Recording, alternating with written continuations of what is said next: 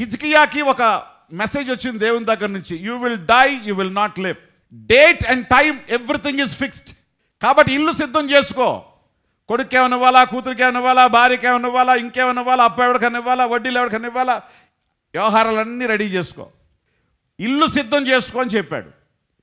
అయితే గుర్తుపెట్టుకోండి, హిజ్కియా ఒక ప్రార్థన చేశాడు. అయ్యా సరే చచ్చిపోతానంటున్నావు, చచ్చిపోతాను, టైము డేటు సెట్ అయిపోయింది, ఒక మాట ఇన్ఫార్మ్ చేసావు, థ్యాంక్ యూ.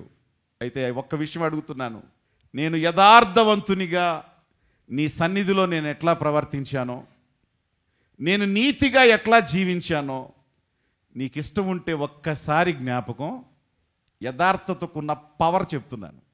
యథార్థతతో జ్ఞాపకం చేసుకోమంటే చచ్చిపోవడానికి టైము, చచ్చిపోవడానికి డేటు సిద్ధం చేసిన దేవుడు తన ప్రణాళికను ఏం చేసుకున్నాడు? 15 years పోస్ట్పోన్ చేసుకున్నాడు. ఎంత? 15 years పోస్ట్పోన్ చేసుకున్నాడు. దేవుని ప్లాన్ని పోస్ట్పోన్ చేయించింది ఏంటి చెప్పండి? That's the power of faithfulness. యథార్థత అనే దానికి, నిజాయితీ అనే దానికి ఉన్నటువంటి పవర్ ఏమిటంటే, నీ దేవుని డెసిషన్స్ను కూడా, నీకు జరిగే నష్టాలను కూడా, నీకు వచ్చే కష్టాలను కూడా, నీకు వచ్చే ఆపదలను కూడా డిసైడ్ చేసి రాకుండా ఆపగలిగిన శక్తి దేనికి ఉందో తెలుసా? యథార్థత. మీకు ఒకవేళ సెట్ అయినవేమో ఏమన్నా, మీకు ఇలా జరగాలని, ఇలా జరగాలని, ఇలా జరగాలని, ఇలా జరగాలని సెట్ చేయబడతాయి.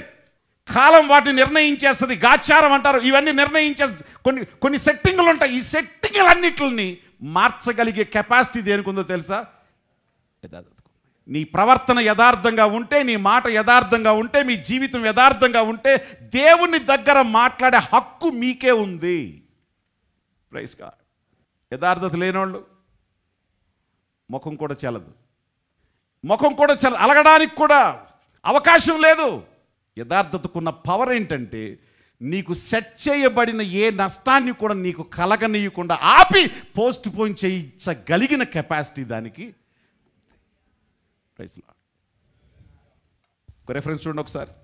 1 Kings 9:4-5 వచనాలు. నీ తండ్రి అయిన దావీదు నీకు ఇచ్చినట్లు నీవును యథార్థమైన హృదయుడవై నీతిని బట్టి నడుచుకొని, నేను నీకు సెలవిచ్చినదంతటి ప్రకారం చేసి నా కట్టడలను విధులను అనుసరించిన ఎడల నీ సంతతిలో ఒకడు ఇజ్రాయేలుల సింహాసనాసీనుడై ఉండక మానడని నీ తండ్రి అయిన దావీదునకు నేను సెలవిచ్చి ఉన్నట్లు ఇశ్రాయేలుల మీద నీ సింహాసనమును చిరకాలము వరకు స్థిరపరచుదును. చిరకాలము నేను స్థిరపరిచేటువంటి పని ఒకటి చేయబోతున్నాను. సొలొమోన్, నువ్వు జ్ఞానం కలిగిన వాడివే, ఐశ్వర్యవంతుడివే, నీతో మాట చెప్తున్నాను. మీ నాన్న యథార్థవంతుడై గిన్నె ఎదురుగా ఉంటే బకా బకా తినేయకుండా తన యొక్క సత్తు గిన్నెని గుర్తు తెచ్చుకుని తన నమ్మకత్వాన్ని నా దగ్గర రుజువు చేసి నా గుండెల్లో స్థానం పొందాడు చూడు.